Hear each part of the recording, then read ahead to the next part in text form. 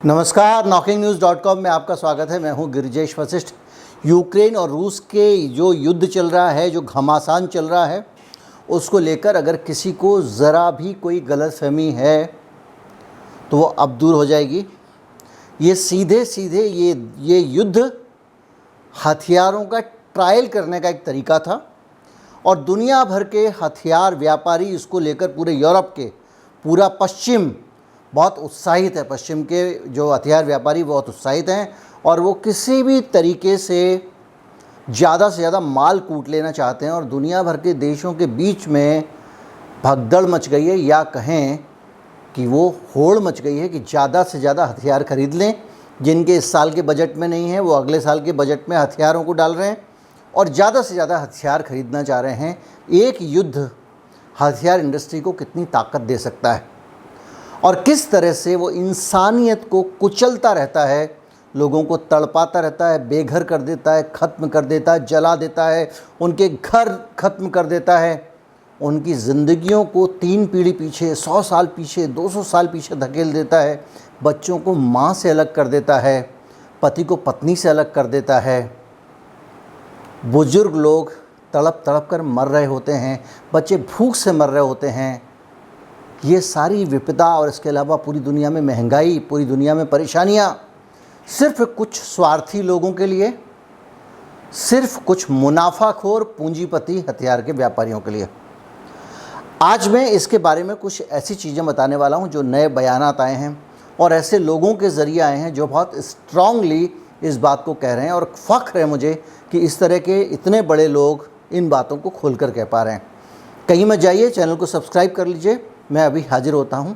मेरा UPI ID description में है। अगर आप भुगतान करना चाहें, आपको लगता है, देखिए एक श्रमसाध्य काम होता है वीडियो बनाना, उसमें पूरे एफर्ट लगते हैं, टीम लगती है और इन सब चीज़ों के लिए धन की आवश्यकता होती है और उस धन को अगर हम कॉरपोरेट से लेने लगेंगे तो कल से हम भी हथियार के व्यापारियों के समर्थन में अलग अलग तरह के वीडियो बनाने लगेंगे। लेकिन हम जनता के लिए काम करते हैं और जनता से धन लेते हैं। जिनके पास अपनी आय से अतिरिक्त धन है वो हमें भुगतान कर सकते हैं। कहीं मत जाइएगा, मैं अभी हाजिर हुआ।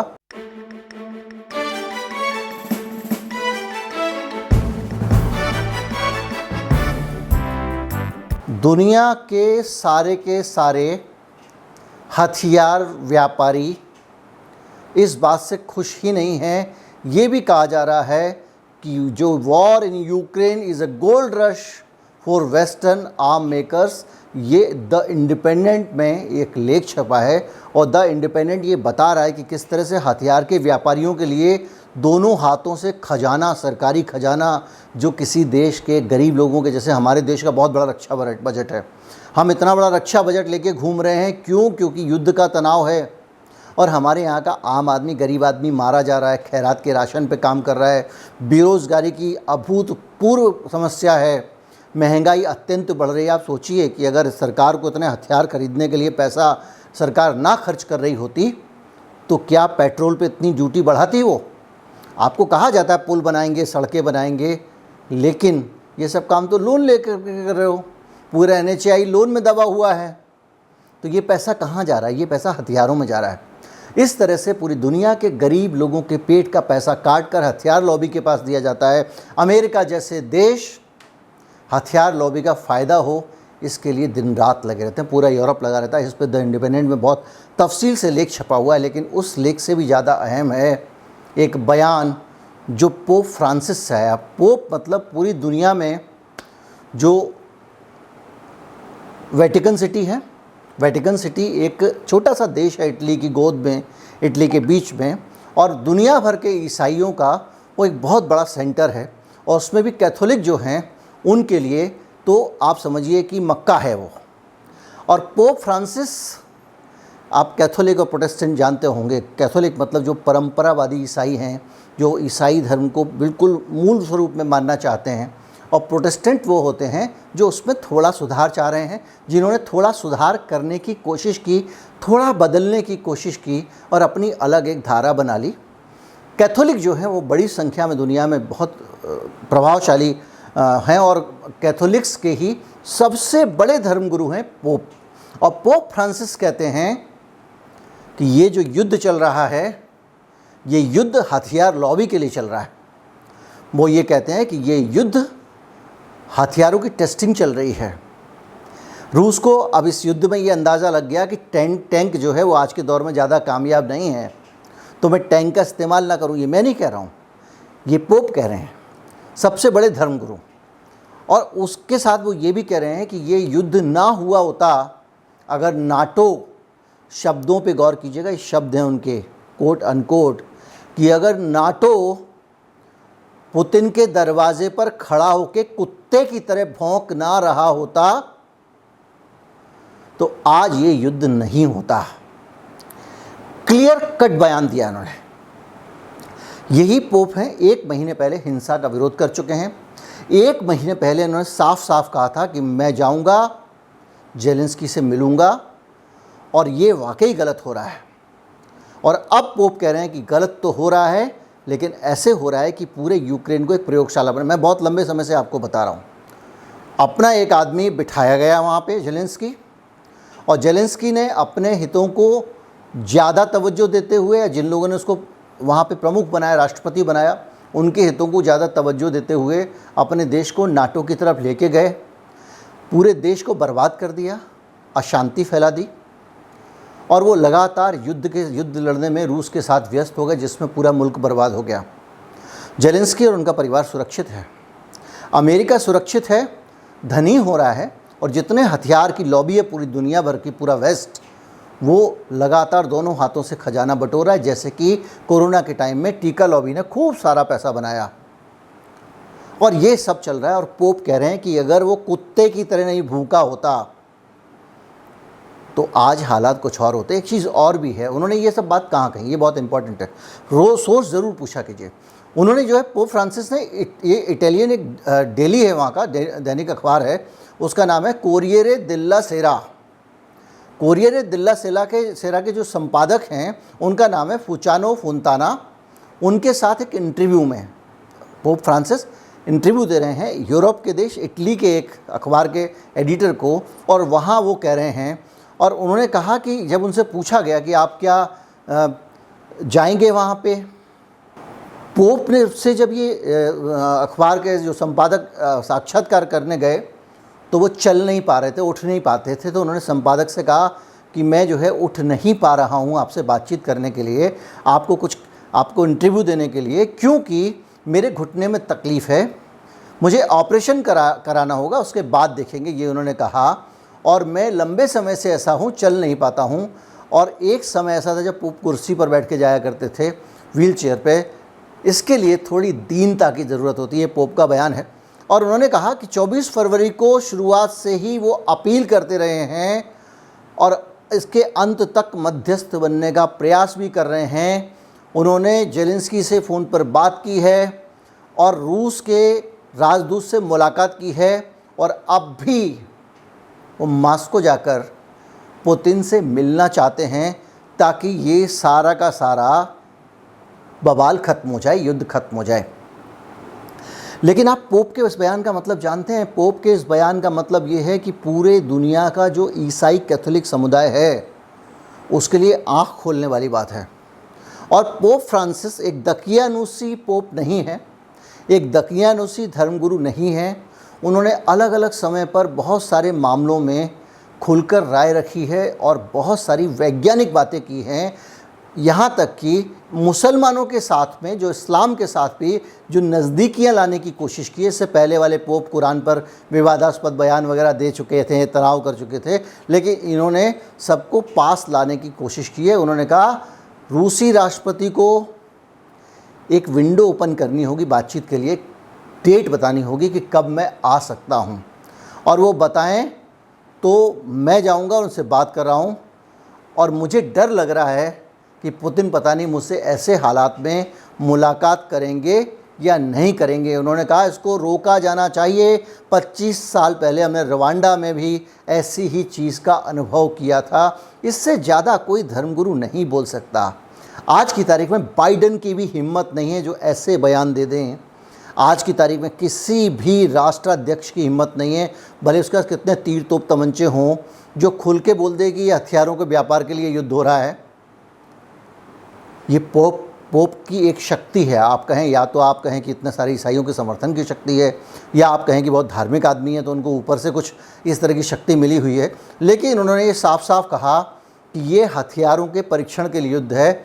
मुझसे पूछा गया, मैं ट्रांसलेशन पढ़ के बता रहा हूँ, मैं नहीं जानता किस तरह उत्तर दूँ, मैं वहाँ से बहुत दूर हूँ। सवाल ये है कि क्या यूक्रेन को आपूर्ति करना ठीक है? वो कह रहे हैं जो यूक्रेन को आप हथियार दे रहे हैं इसके कारण युद्ध लंबा खिंच रहा है, ज़्यादा से ज़्यादा हथियार खप रहे हैं, ज़्यादा से ज़्यादा तबाही हो रही है।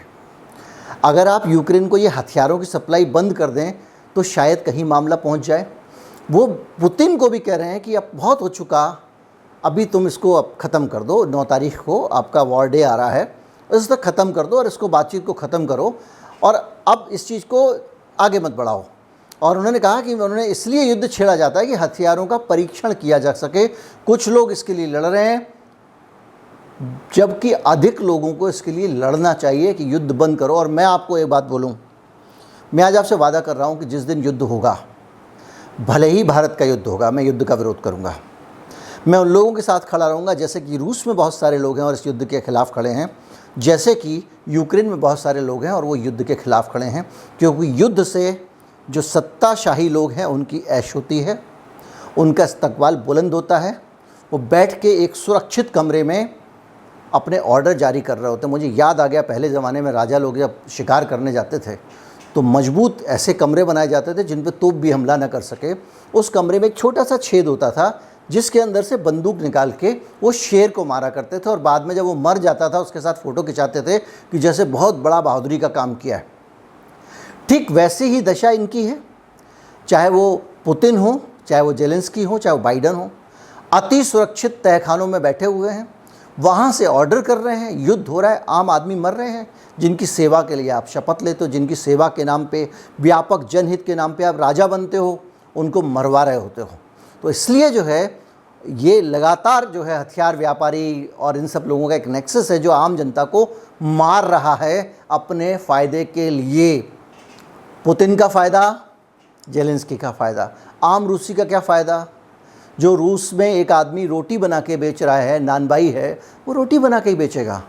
हाँ, अभी उसको दिक्कत हो रही है, उसकी रोटी भी महंगी हो रही है, उसको कम ग्राहक मिल रहे होंगे, उसको गेहूँ नहीं मिल रहा होगा, उसको बहुत दिक्कतें हो रही होंगी, लेकिन इससे शहंशाहों को क्या लेना देना। मैं लगातार बोलता हूँ कि हमेशा जनता के पक्ष में रहना चाहिए, सत्ता के पक्ष में नहीं रहना चाहिए। कुछ लोग समझते हैं मैं किसी एक पार्टी की सरकार की बात कर रहा हूँ, नहीं, जनता सबसे अहम है। यूक्रेन के लोग अहम हैं इस वक्त, रूस के लोग अहम हैं, वो गरीबों के बेटे जो सैनिक हैं वहाँ पे रूस की सेना में लड़ रहे हैं और मारे जा रहे हैं, यूक्रेन की सेना लड़ रहे हैं, मारे जा रहे हैं, हमारे लिए वो अहम हैं।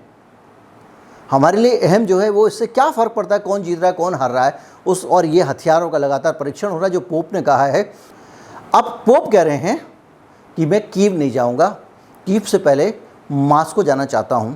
और वो कह रहे हैं कि अब मैं इसलिए कीव नहीं जाना चाहता हूं क्योंकि मुझे लगता है कि मैं वहां ना जाऊं, पहले मुझे मॉस्को जाना चाहिए, पहले पुतिन से मुलाकात करनी चाहिए। लेकिन मैं भी एक पुरोहित हूँ, एक धर्मगुरु हूँ, क्या कर सकता हूँ? मैं उतना ही करता हूँ जितना कर सकता था। यह तभी संभव है जब पुतिन अपने दरवाजे खोलें। सही बात है, एक धर्मगुरु क्या समझा सकता है? अगर मान लीजिए मोदी जी को कुछ शंकराचार्य समझाना चाहे, पहले तो उनको दूसरे दिन ही फर्जी शंकराचार्य घोषित करवा देंगे, ट्रोल रोल। लेकिन अगर समझाना चाहे तो मोदी जब तक सुनने को तैयार नहीं होंगे तो क्या फ़ायदा। पोप ने इस 40 मिनट के इंटरव्यू में एक बात और कही है। उन्होंने कहा कि इसका कोई औचित्य मुझे आज तक समझ में नहीं आया, ये क्यों हो रहा है युद्ध, और उसकी वजह भी समझ में नहीं आई है। वो कहते हैं कि मैंने सुना और उन्हें बताया, मैं इसे समझने में पूरी तरह असफल रहा हूँ कि ये युद्ध क्यों हो रहा है। हम राजपुरोहित नहीं हैं, हम पुरोहित हैं। ये वो कहते हैं, इनका बहुत सुंदर ट्रांसलेशन किया है उन्होंने। हम राजनीति की भाषा का प्रयोग नहीं करते बल्कि यीशु की भाषा बोलते हैं, ईसा मसीह की भाषा बोलते हैं। हम एक ही परमपिता परमात्मा के धर्माध्यक्ष हैं। यही कारण है कि हम शांति की खोज करते, हथियारों को चलाने से रोकना चाहते हैं। तो ये एक जो खबर है जो आपको ये बताती है कि पूरी दुनिया में जो हो रहा है वो कुछ लालची, जैसे जैसे जो लोग बड़े होते जाते हैं, इनका धन आता जाता है, इनकी लालच बढ़ती जाती है और इस लालच के लिए कुछ भी कर गुजरने को उतारू हैं। आदि मनुष्य का जीवन के लिए कुछ है ही नहीं। हम लोग चाहें भी, हम लोग जो सामान्य लोग हैं, अगर हम चाहें भी तो भी हम इतना नहीं गिर सकते। दुर्भाग्य है कि कुछ लोग इतना गिर गए हैं। भारत में रोटी की अफोर्डेबिलिटी बहुत सारी बड़ी क्लास को कम हो गई है। गरीबी की रेखा के नीचे जो आदमी जी रहा है 32 रुपये वाला, उसको अब खाना नहीं मिल सकता, इतनी महंगाई हो गई है। इस पे मैं गणित लगा रहा हूँ, अगर कुछ बना तो आपके सामने वीडियो लेके आऊँगा कि उसकी जो थाली थी, उसका वो जो भोजन था कितना महंगा हो गया, गेहूँ कितना हो गया, तेल कितना हो गया, उस पर काम चल रहा है। उम्मीद करता हूँ वीडियो आपको अच्छा लगा हो तो ज़्यादा से ज़्यादा लोगों तक पहुँचाइए। संदेश जाना ज़रूरी है। धर्मगुरु उठ के खड़े हुए हैं, और सिर्फ पोप को ही नहीं, पूरी इस दुनिया के सभी धर्मों के जो सबसे बड़े धर्मगुरु हैं उनको आगे आकर इस अमानवीय अमानुषिक हत्यारी जो प्रक्रिया है युद्ध, इसका विरोध करना चाहिए। उम्मीद करता हूँ आप अगर मुझसे सहमत होंगे तो आप भी युद्ध का विरोध करेंगे। कम से कम एक लाइन भी अगर आप सोशल मीडिया पे लिख के डाल सकें कि मैं युद्ध के ख़िलाफ़ हूँ, उससे भी फ़र्क पड़ता है। उम्मीद करता हूँ ये वीडियो आपको अच्छा लगा होगा। उम्मीद करता हूँ वीडियो ज़्यादा से ज़्यादा लोगों तक पहुँचाएंगे। उम्मीद करता हूँ, सबसे बड़ी उम्मीद जो मेरे अपने लिए नहीं है, कि ये युद्ध ख़त्म हो। युद्ध धरती से हमेशा के लिए चला जाएगा। नमस्कार, जय हिंद।